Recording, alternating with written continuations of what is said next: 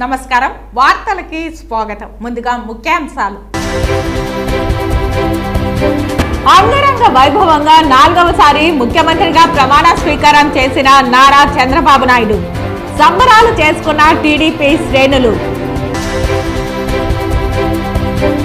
తిరుపతిలో అంబరానంటిన పవన్ కళ్యాణ్ ప్రమాణ స్వీకార మహోత్సవ సంబరాలు. పెద్ద ఎత్తున బాణాసంచా కాల్చి కేకులు కట్ చేసి సంబరాలు చేసుకున్న జన సైనికులు. వైసీపీ చేసిన ప్రతి అవినీతి కుంభకోణాలను వెలికి తీస్తాం. సీఎం చంద్రబాబు పాలనలో ఏపీ మొదటి స్థానంలోకి చేరుకుంటుంది. వెల్లడించిన టీడీపీ నేత మబ్బు దేవనారాయణ రెడ్డి.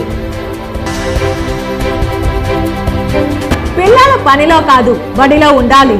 14 సంవత్సరాలలోపు పిల్లలను పనిలో పెట్టుకుంటే క్రిమినల్ కేసులు, జరిమానా, కఠినమైన చర్యలు పేర్కొన్న శిక్షణ